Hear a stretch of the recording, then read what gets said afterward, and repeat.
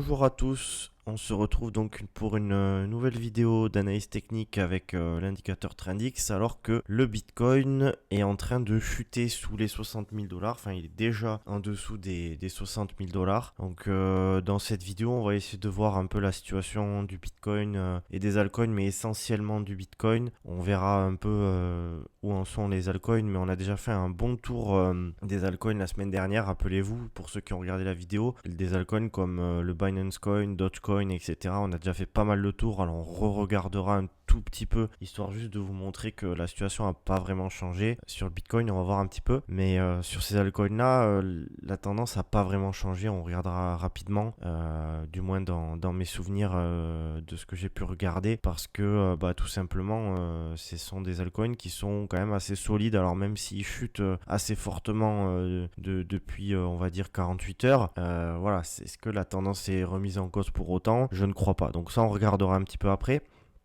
Mais d'abord, on va s'intéresser au Bitcoin, Bitcoin qui chute donc, comme je disais, en dessous des 60 000 dollars. Donc après avoir perdu les 70, ils tentent, les vendeurs tentent de pousser le Bitcoin sur les 60 000 dollars, pardon. Qu'est-ce qui se passe actuellement? C'est ce qu'on peut voir. Je vous ai tracé donc comme chaque semaine, les deux niveaux importants selon moi, des deux niveaux hebdomadaires qui sont importants selon moi, puisque une clôture, on va commencer par le positif, une clôture au-delà de ce niveau-là, ici, serait très positif pour la suite à mon avis. Moi je suis toujours, comme je le répète chaque semaine, dynamique avec des creux et sommets ascendants.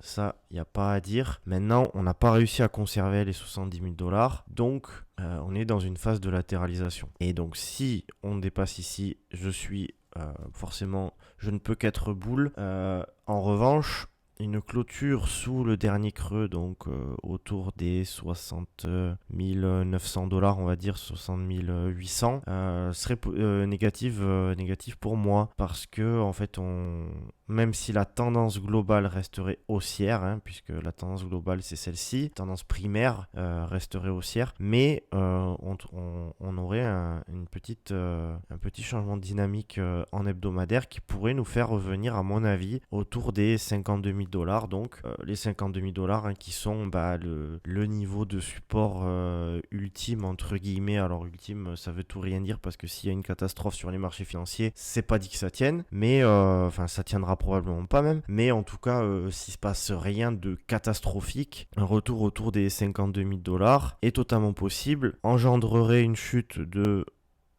30%, ça aussi je crois que je l'ai déjà dit les semaines précédentes, mais ce serait pas une catastrophe, on reviendrait sur Trendix en hebdomadaire. Toute cette zone ici me semble être intéressante si jamais on y revient. Maintenant, j'en ai aucune idée si on va y revenir. Pour l'instant, faut pas non plus dramatiser, on va voir un peu la situation en daily après. Mais voilà, donc pour l'instant, la semaine dernière on a clôturé ici autour des 60, on va dire 63 000 dollars, je sais pas combien exactement, 63 000 dollars. Donc on est en fait toujours dans cette zone de latéralisation, et c'est vrai que même si là actuellement on est en train de chuter en dessous, même bien en dessous, parce que là il n'est pas à jour vu que j'utilise le BLX, mais en gros actuellement on est autour des 57 400, donc on est par ici, donc on a bien chuté ici. C'est pas impossible de clôturer au-dessus de ce niveau-là, et donc de conserver une fois de plus le niveau que j'aimerais qu'on conserve en hebdomadaire. Maintenant, est-ce que si on le casse,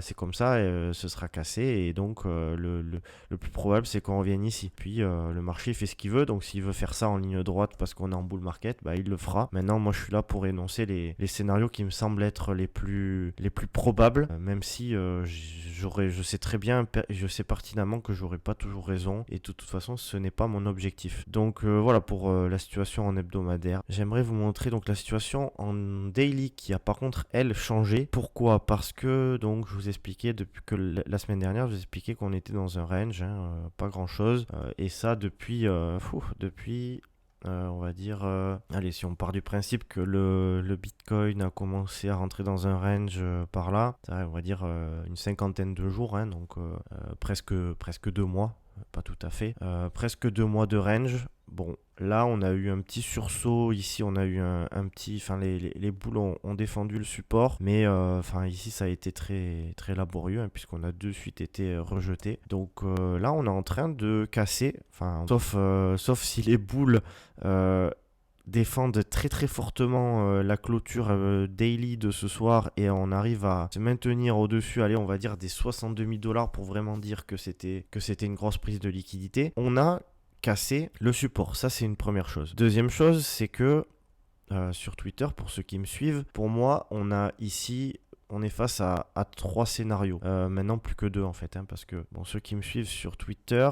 Donc je parlais du premier scénario qui était celui-ci. Donc ça c'était le scénario 1. Si jamais les acheteurs défendaient ce support, on pouvait revenir autour des 71 000 dollars et c'était plutôt le scénario positif. Deuxième scénario, c'est une chute comme on est en train de faire de toute façon. Derrière, le support devient résistance. Et puis, ben, on chute et on revient donc, ce que j'expliquais, aux 52 000 dollars en hebdomadaire, hein, qui ferait sens, qui serait pas une catastrophe. 30% de baisse en marché haussier, on en a vu et on en reverra, à mon avis. Maintenant, est-ce que c'est ce que j'ai envie de voir là maintenant? Pas vraiment. C'est pas vraiment ce que j'ai envie de voir là maintenant. Mais c'est pas moi qui choisis. Donc voilà. Donc ça c'est le deuxième scénario. Donc là voilà, il faudra voir si en cas de rebond ici on est en train d'essayer de poser de poser un bottom autour de Trendix, du support matérialisé par Trendix autour des 56 500 dollars pardon. Si on rebondit ici et qu'on commence à faire quelque chose d'assez foireux par ici, bon ben on chute et puis bon ben là dynamique avec des creux et sommets descendants, parce que c'est ça l'enjeu en fait, hein. C'est que là, jusqu'à preuve du contraire, on a une dynamique avec des creux et sommets descendants. En fait, avec la clôture en dessous d'ici, donc si on clôture ce soir en dessous de là, on a une dynamique avec des creux descendants, et donc là, jusqu'à preuve du contraire, en fait, je ne peux pas être vraiment haussier. Sauf que ça, c'est la troisième possibilité. Troisième possibilité qui arrive de temps en temps, hein, sur le marché, notamment des crypto-monnaies, et puis en général, c'est en fait un espèce de piège. Je prends ici voilà, on va dire qu'il y avait un support ici autour des 41 500 dollars, voilà. Et en fait, qu'est-ce qui se passe? Et on va dire, allez, on va tracer proprement aussi la résistance. Tac, laissez-moi arriver. Aïe aïe aïe. Allez, hop, merci. Voilà, on va dire que là, il y avait une résistance, une déviation au-dessus, une déviation en dessous. On réintègre et là, c'est positif. Voilà. Donc ça arrive de temps en temps. C'est pas non plus toujours le cas. Mais vous voyez, là, en janvier, en fin janvier, on a eu un rebond pile poil sur Trendix, autour de 38 800 dollars. Voilà. Donc est-ce que là, on va avoir exactement le même scénario? Je le répète, j'en ai aucune idée. Je n'en sais rien. Moi, je pense que c'est un scénario qui est possible. Je serai positif que si on commence à dessiner quelque chose comme ça, qu'on commence à péter par exemple ces derniers sommets ici, et que là on commence à faire ce genre de choses, oui, là c'est totalement positif. Et d'un point de vue indicateur technique Trendix, donc mon indicateur maison, pour l'instant on est toujours sur un marché qui est haussier en journalier. Donc haussier en hebdomadaire et haussier en journalier. Mais vous le savez autant que moi, à un moment donné, donc le marché, on va dire, pour qu'on comprenne bien, hein, le marché, donc une tendance haussière, c'est creux sommet ascendant, voilà, à peu près. Et puis à un moment donné, on va parier sur un retour, un rebond, et puis un retour avec un nouveau sommet, mais ça va pas arriver. Et puis derrière, hop, cassure de ce creux, et puis derrière, on va commencer à installer une dynamique avec des creux et sommets descendants. Donc, est-ce qu'on est dans cette étape-là, ici, là où on vient de casser ce creux finalement, et que, enfin, ce creux qui est là, et qu'on commence à installer une dynamique baissière? Ou bien, est-ce qu'on est quelque part par ici, et puis quelque part par là, et puis on repart à la hausse? Bon, c'est des phénomènes qui sont assez, enfin des phénomènes, des mouvements qui sont assez piégeux. Et en phase de bull market, j'estime qu'on est toujours en phase de bull market, hein. De toute façon, on est aussi en hebdomadaire, aussi en daily. Pour moi, on n'a pas eu la phase vraiment d'euphorie extrême sur les marchés financiers, etc., etc. Maintenant, est-ce qu'on va pas avoir un petit retracement jusqu'aux 51 000 dollars par exemple, ou moins, avant de repartir à la hausse, un peu comme en 2019 pour ceux qui étaient là en 2019. Donc, est-ce qu'on est dans cette phase où finalement on retourne la tendance, et donc maintenant on va avoir ce genre de choses? Donc comme ici, tac. Et donc est-ce que ça va se poursuivre? Si ici ça fait résistance et qu'on pète ici, bon, c'est pas bon, hein. Surtout pour les alts qui prennent très très cher. Mais si on commence à faire ce genre de choses là, et avec un peu de momentum aussi, quoi. Il faudrait un peu de momentum parce que là, on a quand même l'air de rien, on a du bon momentum baissier, hein. Mais si on commence à avoir du momentum haussier, tac, et puis faire ce genre de choses, bon, ben là, je pense qu'on pourra repartir à la hausse et puis péter les derniers plus hauts sans aucun problème, je sais pas, mais en tout cas, c'est ce qui s'est passé ici, hein. Voilà, comme je disais tout à l'heure, hop, support résistance, déviation, on réintègre et derrière, on va marquer des plus hauts et derrière, enfin voilà, on a piégé les vendeurs et regardez, derrière, on a fait une hausse de 90%. Alors je dis pas que c'est ce qui va se passer, mais on peut repartir au-dessus et s'envoler vers les 90 000 $. On a besoin d'une réaction ici. Il faut quelque chose. Moi, il me faudrait quelque chose à mettre sous la dent. Et théoriquement, personnellement, avec cette clôture ici sous ça, maintenant il me faut vraiment il me faut péter cette résistance quoi maintenant pour vraiment me faire dire qu'on repart en tendance. Si on repasse ici, déjà c'est pas mal, à mon avis on peut revenir là. Donc ça on verra un petit peu, puis bon après on peut regarder peut-être la tendance en 4 heures, mais je pense qu'elle n'est pas forcément plus intéressante, si ce n'est que comme je vous disais hein, en fait on voit un peu mieux la tendance baissière ici, tac tac tac, voilà. Donc ce que j'expliquais c'est que derrière on peut avoir une continuation ou bien quelque chose qui s'essouffle et puis un retour de la hausse. Donc ça on verra un petit peu. C'est pas une catastrophe encore, on est toujours aussi en hebdomadaire. Voilà pour le Bitcoin. Pour le Bitcoin c'est à peu près tout ce que je voulais dire. Donc on va passer à Ethereum parce qu'Ethereum, où est-ce qu'il en est Ethereum? J'ai même pas regardé, donc honnêtement je fais ça un petit peu en live. J'ai pas eu trop le temps aujourd'hui de regarder quoi que ce soit sur Ethereum. Donc là c'est la zone de résistance justement où on s'est fait rejeter. Alors pour le coup Ethereum on va dire que hop, je crois que la semaine dernière je vous avais montré cette zone ici. Cette zone aux alentours des, on va dire, 3050 $. Voilà, donc là, pareil, Ethereum, lui, a clôturé au-dessus de cette zone. Donc, j'expliquais qu'on était plutôt dans un range jusqu'à preuve du contraire. Et puis, il faudra voir si à la fin de la semaine, on commence à clôturer dans ces niveaux-là. Si on commence à clôturer dans ces niveaux-là, personnellement, comme le Bitcoin, hein, personnellement, je vois bien un retour par ici. Donc, vers 2500 $, même si théoriquement en hebdomadaire on est déjà dans une zone intéressante d'achat personnellement. Mais voilà, donc Ethereum toujours aussi en hebdomadaire sur Trendix. Bon, de toute façon, il faudrait vraiment une catastrophe pour qu'il repasse baissier à court moyen terme, on va dire, dans les semaines ou même mois à venir, même si c'est pas impossible qu'on connaisse ce type de dynamique. Hein. Mais ce que je veux dire par là, c'est que là, il faudrait vraiment quelque chose d'assez puissant pour remettre en cause cette dynamique. Donc voilà, pourquoi pas revenir dans cette zone et repartir à la hausse, ou bien on est déjà sur les bottoms, on réintègre et puis on repart à la hausse. Ça c'est ce que je préférerais et je pense que c'est ce que vous préféreriez aussi, mais ni vous ni moi ne décidons du marché, sinon vous seriez pas en train de regarder cette vidéo, j'imagine. Ensuite donc en daily ça devient un tout petit peu critique pour Ethereum. De toute façon la semaine dernière on parlait de la situation en daily avec la clôture sous ces niveaux là. Voilà, donc avec la clôture sous ces niveaux, ça montre que c'est quand même assez fragile, qu'on est sur une tendance globalement baissière à court terme, même si on est sur une hausse sur les derniers mois, hein, donc il faut toujours relativiser. Mais en effet, une clôture en dessous de ce niveau n'était pas forcément positif et pour l'instant, on n'arrive pas à repartir à la hausse. Forcément, l'Ethereum est très lié au Bitcoin, donc c'est pour ça qu'il chute aussi.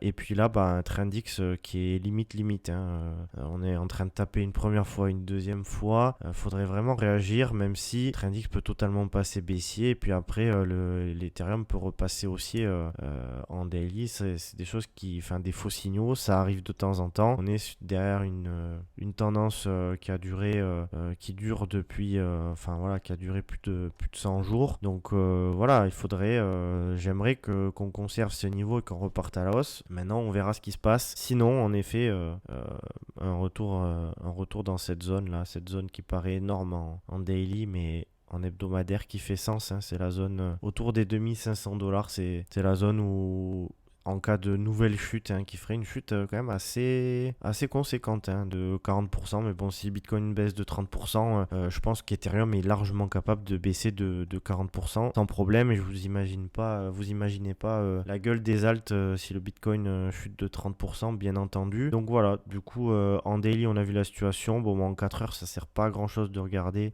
Bon, c'est plutôt baissier pour l'instant. Si on essaie de se rattraper, donc à voir si ça tient. Ces niveaux ici, si ces niveaux tiennent pour repartir, mais ça, je ne sais pas non plus. On a vu en 4 heures, hein, on est passé baissier depuis un petit moment sur Trendix. Donc à voir si on est capable de repasser haussier et de repartir à la hausse ou pas. Donc voilà pour la situation. Ça peut être intéressant aujourd'hui de faire un tour sur la Bitcoin dominance. Très, très longtemps que je n'ai pas regardé la Bitcoin dominance, enfin plutôt en hebdomadaire, parce que pour l'instant, comme je vous ai expliqué, j'ai vraiment pas eu de retournement de tendance comme on a eu en fin d'année 2020 avec ce genre de choses là, ce type de structure. Hop, derrière alt season assez énorme, et je crois qu'on a vraiment le temps avant de voir une alt season sur les altcoins, hein, dans le sens où il faudrait, à mon sens, ce type de structure pour retourner le marché et repartir à la baisse, ou bien revenir par ici et puis là justement former un top et là pouvoir chuter. Plus on monte, à mon sens, plus on monte et plus c'est... Enfin moi je veux bien qu'on monte, hein, pour les altcoins, et honnêtement c'est pas si négatif, parce que certes dans un premier temps les altcoins sous-performent le Bitcoin, mais après ils profitent de la rotation des capitaux. Donc pour moi ce serait pas négatif de revenir dans cette zone. Je pense que revenir dans cette zone c'est possible, c'est même très probable. Honnêtement c'est très probable, hein. Ça ferait une hausse de la dominance de 15%, et je pense que le Bitcoin pourrait grimper et gagner en dominance, revenir ici, dans cette zone ici. Je serais pas étonné de revenir dans cette zone-là et de topper par là pour après chuter. Maintenant, on verra. Encore une fois, c'est pas moi qui décide. Et puis sur Ethereum, la paire Ethereum-Bitcoin, hein, pour savoir un peu où en sont les altcoins, pour l'instant, on est toujours en train de tergiverser sur cette paire, hein. On est proche de passer baissier en hebdomadaire, mais on ne l'est toujours pas. Et bon... Vraiment, là, ce serait pas très très joli de faire ça. Vous voyez, ça ferait un top de marché un peu dégueulasse. Et derrière, on pourrait vraiment imaginer une continuation de la dynamique baissière. Enfin, ce que j'aimerais voir, bien sûr, c'est ça. Avec une cassure de la trendline baissière qui est par ici. Et derrière, on se développe à la hausse. Ça, ce serait vraiment quelque chose d'assez positif. D'ailleurs, vu qu'on est en train de regarder un tout petit peu tout ça, je trouve que c'était assez intéressant de vous parler de la volatilité. Parce que, voilà, ça, c'est la volatilité du Bitcoin, hein, qui est concrètement entre deux bornes. Alors bon, c'est pas net, hein, mais entre deux bornes depuis très longtemps. Et si on y ajoute une petite, voilà, on va y mettre une petite moyenne mobile. Alors attendez, je vais vous mettre ça en blanc parce que hop, comme ça on le voit un peu mieux, je crois. On voit globalement que la volatilité du Bitcoin chute au cours du temps. Donc là, voilà, on a une volatilité qui baisse, hein, depuis plusieurs années. Alors c'est pas forcément net et facile à voir, mais on voit qu'elle chute, et c'est totalement logique qu'elle baisse, puisque finalement on est dans un marché qui gagne en capitalisation, donc qui devient de plus en plus difficile à bouger, donc une volatilité qui devient de plus en plus faible. Mais lorsqu'on est en phase de marché haussier, on a une volatilité qui a tendance à remonter. Donc pour moi, c'est un peu ce qu'on est en train de voir ici, là. Hop. Est-ce qu'on serait pas en train de regagner un peu en volatilité, de faire quelque chose comme ça pour après chuter encore? Ça, on verra. Mais c'est assez intéressant parce que depuis mai 2021, vous voyez, on a eu des tops ici de volat en mai 2021, et depuis vraiment on a une tendance vraiment baissière. On a une tendance baissière sur la volatilité du Bitcoin, et là en fait on est en train de petit à petit inverser et repartir à la hausse. Donc pour moi c'est plutôt positif. J'aimerais bien un retour, peut-être pas comme ça, mais un petit retour de la volatilité à la hausse, revenir chercher ces niveaux-là. Je pense qu'on y reviendra, peut-être sur des mèches comme ça sur certains jours, mais voilà, moi c'est plutôt quelque chose que je vois positivement. Maintenant c'est un élément parmi d'autres, et puis on pourrait peut-être se faire le total 2. Alors attendez, parce que du coup faut que j'enlève le SMA, hop. Voilà, donc les altcoins se font un peu détruire. On a une zone de support ici, donc aux alentours des 830 millions de dollars si jamais le Bitcoin chute à 50 000, c'est certain qu'on est ici minimum, voire dans cette zone ici qui pourrait former un bottom par ici. Donc ça sera à voir, ça saignera très très fort sur les alts si on fait ça, mais sinon on est toujours, il faudrait vraiment quelque chose de fou pour qu'on clôture au-dessus, mais on est toujours pour l'instant dans cette espèce de gros range. On commence à vraiment l'avoir entamé à la baisse, mais pour l'instant on n'a pas de structure baissière, c'est ce que je veux dire sur les altcoins. Donc voilà. Est-ce qu'on va avoir une structure baissière ou pas? Est-ce qu'on va conserver ici et repartir à la hausse? Il faudra voir, mais pour l'instant, on est toujours globalement aussi sur les alts, même si on se mange quand même, on va dire un peu moins qu'au mois d'avril, mais bon, on est entre 25 et 30%. Je pense quand même que si on dézoome un petit peu, est-ce que je suis bien en logarithmique? Si on dézoome un petit peu et qu'on regarde un peu, est-ce qu'on serait pas là? Est-ce qu'on serait pas quelque part par là? Je pense que si. Je pense que si. C'est certain que le marché, s'il veut, il peut nous faire quelque chose comme ça. Hop, auquel cas, franchement, ici, il y en a beaucoup qui vont vendre. Est-ce que le marché va nous faire ça ou est-ce que le marché va décider de repartir à la hausse ici? Ça, on verra encore une fois. Ça dépendra vraiment beaucoup du Bitcoin. Si le Bitcoin arrive à... Pour moi, c'est si le Bitcoin arrive à conserver cette zone ici, qu'il arrive à rebondir ici et qu'il arrive à repartir là. Là, je pense que les altcoins suivront. De toute façon, c'est une quasi-certitude. Les altcoins suivent les mouvements du Bitcoin en ce moment.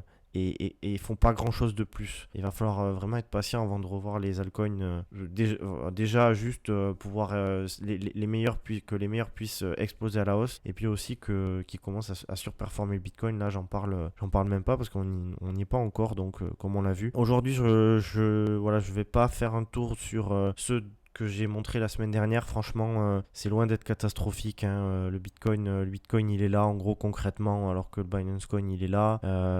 Sur Dogecoin on se mange une fessée sévère de 50% quasiment, mais c'est quand même pas une catastrophique. C'est quand même pas une catastrophe puisqu'on garde pour l'instant cette dynamique. Je vais même mettre en une semaine pour que vous le voyez bien. Si on commence à clôturer en dessous de ça, voilà, c'est toujours pareil. Bon là vraiment c'est fou parce qu'on a fait que chuter là. Je serais pas étonné qu'on ravale tout ça en très peu de temps aussi, hein. C'est vraiment possible, même si là on a l'impression qu'on va se manger du rouge pendant 6 mois. Franchement, en bull market, on sait pas trop ce qui peut arriver. Et je vous avais montré lui. Donc lui, très très peu d'historique, donc très très difficile de faire une analyse avec l'indicateur. Mais par contre, creux et sommet ascendant, ça, il n'y a pas à dire, hein. Et puis la situation n'a pas changé, quoi. Illuvium, pareil. Hop, creux sommet ascendant, et pour l'instant tant qu'on est ici, creux sommet ascendant, on peut faire ça, hein, même si c'est pas beau sur le Bitcoin, même si on aimerait bien qu'il se réveille monsieur Bitcoin. Pour l'instant c'est lui qui décide et nous